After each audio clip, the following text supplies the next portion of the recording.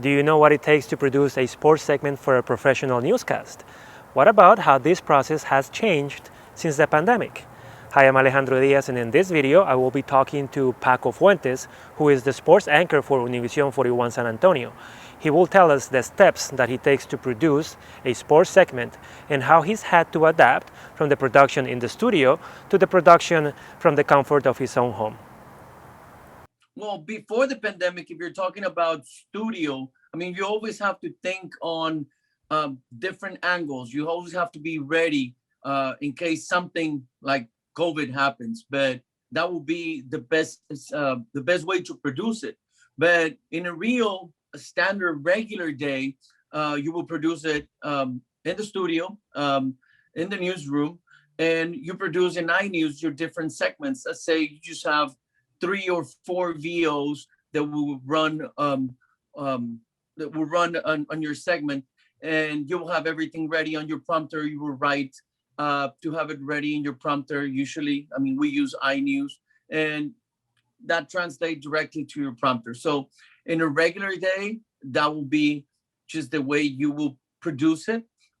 Getting your images, your SOTs, separate and just upload it into the rundown that would automatically your TD will just be following you. That will be in a good day, in a day with no bumps.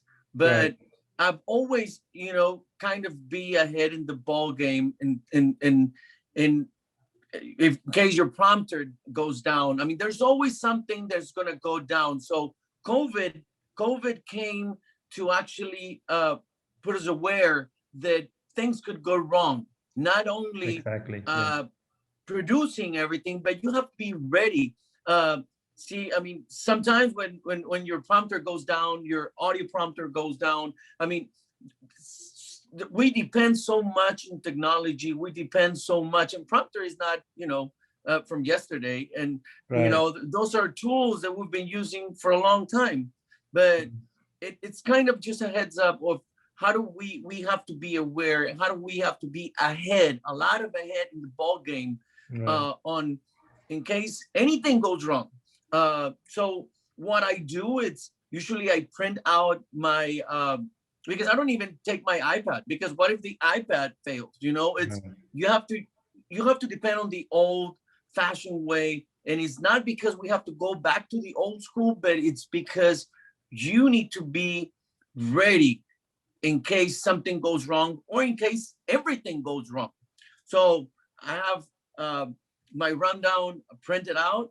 Yeah. If the printer doesn't work, I write it down.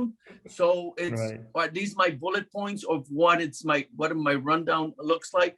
And worst case scenario, I mean, you never know. Maybe your videos didn't upload, and maybe your TD is having issues, and you're gonna be on camera. So I guess it's just before COVID.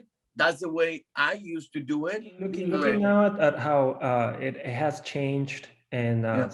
since the pandemic, and you spend most of your time, of course, at home, and you produce your segments at home. Tell us a little bit about how that has evolved into now just making pretty much everything at home. For me, it's the same thing as doing a live chat, but being comfortable at home. Okay.